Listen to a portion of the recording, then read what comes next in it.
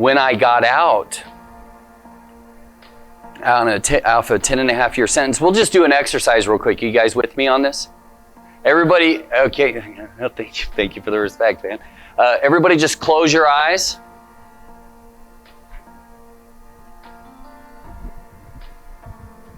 Just take a deep breath with me.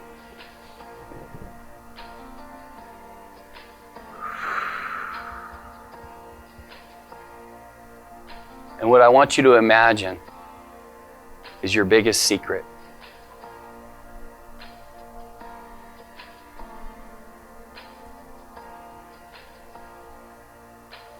And what I want you to do is that imagine everybody in this room can see that.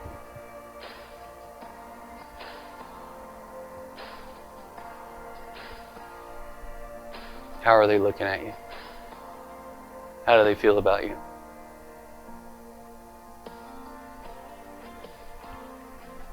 Take one more deep breath.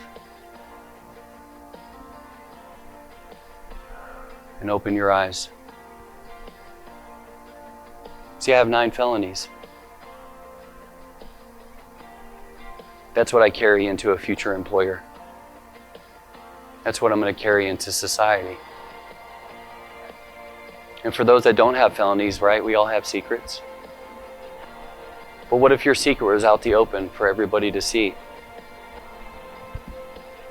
That's what it's like re-entering society. I didn't know what I was doing. I went into red alert, so I relied on Rio Salado Community College. I went there and I was a student service specialist for their incarcerated distance learning program for 3 months. They taught me how to use Google Calendar, what it meant to be on time. I relied on that system. 4 months out, I knew I wanted to be of service to my community, so I wanted to help others. I got a job with an organization called Northsight Recovery. Northsight Recovery was a new startup for those that are overcoming barriers to mental health and substance use disorder. For 2.5 years, I worked their admissions department and outreach department. You guys, I'm on break right now because I'm in between employers.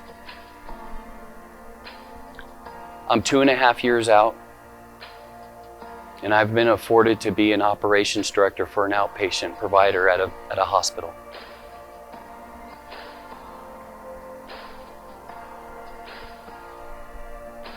Why? Because I relied on one thing that happened when I decided to make a change in my life, and I hope that you guys can take this with you too. Is that inside this little bit of light that kind of guides the direction of what we're going to do to find our passion and our purpose is a light and responsibility that's going to be afforded to you as you step into an carceral setting. So I ask that in order for you to keep someone like me safe, that can get out here and thrive in our community and society, that you do the right thing. That if you see something, you say something, no matter how uncomfortable it is. Do you think he wanted to talk to me about my zipper? Yeah. Yeah, I had my zipper half down, man. This guy observed, reported, and regardless of how uncomfortable it was, he reported it so I could change it. If you want us to change, be a change agent.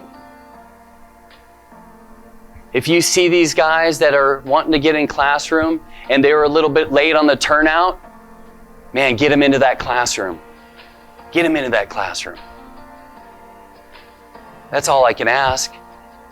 Because what was afforded to me was officers that were put in positions to help create that change. I would not be where I'm at today if it wasn't for Warden Lee, CO4 Bell Lagoon, Nicole Smith, Joe Hinsberg. See what I mean? I can call them. My spiritual path is so amazing. Did you know 3 months into my probation officer asked me about healthcare, and she became my partner in healthcare. She was a probation officer for 4.5 years. Now she works in healthcare. See, there's just all these different things. You never know what's going to be afforded to you if you just keep doing the right thing and stay focused. If you guys put love into the policies and procedures and the training that's going to be afforded in here, then you're going to be a great officer. If you learn more about motivational interviewing and identifying these mental health systems, you can stop somebody from hurting themselves. And if you create the platform of change within the incarceral setting, then guys like me, right, will continue to come here and say thank you. Thank you. I'm alive today for the future you. There are going to be guys that are going to probably find their way to reach out to you, or you'll run into them at Walmart and they'll say, hey, thanks for encouraging me while I was incarcerated, as they're checking out their groceries at the Family Mart. I'm going to close with this. If you know what your secret looks like, right? And you know how vulnerable it can make you, just know that we're living with our secrets every day while we're incarcerated. Let me give you a prime example. Through observation, I watched a work crew come in one time. 19 out of the 20 had their heads down to the ground. Do you know why? Because we're constantly thinking about what it is we did to get us here.